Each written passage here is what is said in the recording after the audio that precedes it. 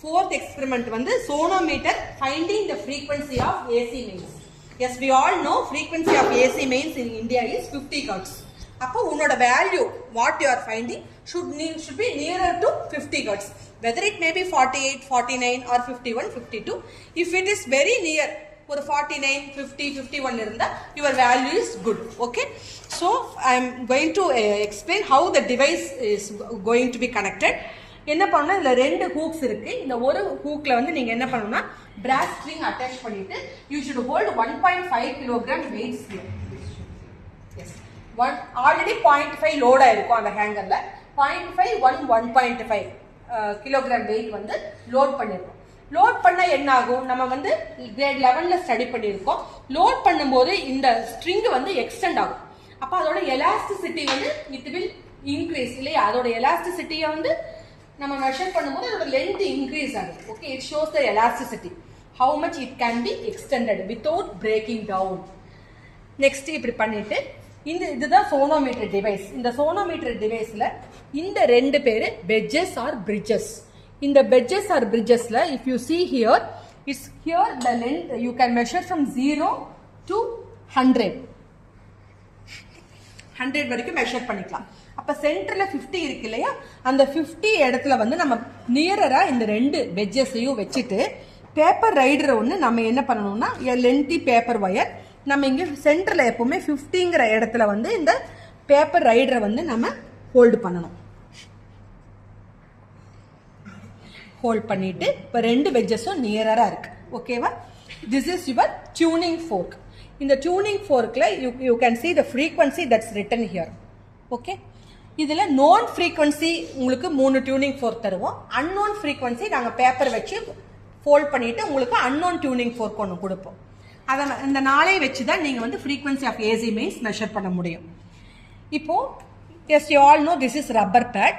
இந்த ரப்பர் பேட்ல இந்த டியூனிங் ஃபோர்க்கை வச்சு ஸ்ட்ரைக் பண்றது மூலமா தான் you can made this string to vibrate. இந்த ஸ்ட்ரிங் வைப்ரேட் ஆகும்போது இந்த சோனோமீட்டருங்கிறது ஒரு டிவைஸ். ஓகே, இந்த சோனோமீட்டருங்கிறது ஒரு டிவைஸ், இந்த டியூனிங் ஃபோர்க்குங்கிறது ஒரு டிவைஸ். இந்த சோனோமீட்டர் டிவைஸ்க்கு ஒரு நேச்சுரல் ஃப்ரீக்வன்சி இருக்கும், இந்த டியூனிங் ஃபோர்க்கு ஒரு நேச்சுரல் ஃப்ரீக்வன்சி இருக்கும். எப்போ இந்த ரெண்டோட நேச்சுரல் ஃப்ரீக்வன்சியும் வந்து மேட்ச் ஆகுதோ அதை தான் நம்ம ரெசனன்ஸ் சாப்டர் 6ல படிச்சிருக்கோம். அதோட ரெண்டோட ஃப்ரீக்வன்சி மேட்ச் ஆகும்போது அது ரெசனன்ஸ் கண்டிஷன். அப்போ அந்த ரெசனன்ஸ் கண்டிஷன்ல என்ன வேல்யூவோ அந்த ரெசனன்ஸ் கண்டிஷன்ல இருக்கிற லென்த்தை மெஷர் பண்ணி நம்ம ரெசனேட்டிங் லென்த்னு எழுதிப்போம். ஓகேவா? இப்போ now I am going to start. இதுல வந்துட்டு பாத்தீங்கன்னா ஃபர்ஸ்ட் வேல்யூ நான் நியூ இ எழுதி இருக்கிறது. as you all know frequency we are denoting using new.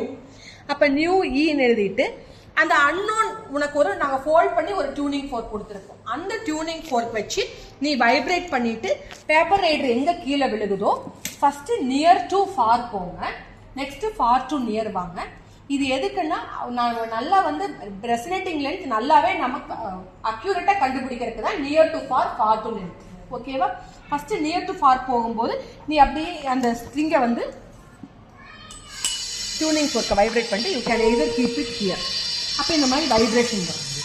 Next இது வந்து if you want you can keep it on here this white colour thing, otherwise you can keep it on the top of the wedge. இங்கேயே வச்சு நீங்க அதை vibrate பண்ணலாம். Can you see the paper rider is moving? அப்ப எந்த இடத்துல விழுகுதோ அந்த length வந்து measure பண்ணிப்பீங்க. Either if you are measuring on the top for the whole time, for the whole thing you measure it on the top of the scale. Downனா downலயே measure பண்ணிக்கங்க. I think it will be convenient if you are seeing on the top so that next என்ன பண்ணிப்பீங்கன்னா resonating லென்த்ங்கிறது ரெண்டோட difference எடுக்கிறது. இப்போ இங்க 54 நான் எழுதி இருக்கிறது, இந்த ரெண்டுக்கு இடையில் இருக்கிற அந்த டிஸ்டன்ஸ் தான் நான் 54ன்னு எழுதியிருக்கேன். ஓகேவா? நெக்ஸ்ட் இது வந்து இன்க்ரீஸ் பண்ணும்போது இது டிக்ரீஸ் பண்ணும்போது இது ஃபார் டு நியர், இது நியர் டு ஃபார், இந்த ரெண்டுக்கு மீன் எடுத்து வச்சுக்கிறீங்க. அது 53 வந்திருக்கு. இதெல்லாம் நான் டியூனிங் ஃபோர்க்கோட வேல்யூ ஹெர்ட்ஸ் 512, 480, 320. இதனோட ரெசனேட்டிங் லென்த் எல்லாம் எழுதி நான் ஒரு மீன் லென்த் கண்டுபிடிச்சிருக்கேன். பை யூசிங் திஸ் ஃபார்முலா என்னன்னா nu e is equal to 512 known frequency first frequency into இதோட mean value mean length 11 divided by first அன்னோனோட மீன் லென்த் டிவைட் பண்ணீங்கன்னா யூ வில் பி கெட்டிங் 119.2. இதே மாதிரி 3 டியூனிங் ஃபோர்க்கு calculate பண்ணிட்டு nu is equal to nu e by 2 வேல்யூல substitute பண்ணும்போது you will be getting your frequency of AC waves. This is the very easiest experiment.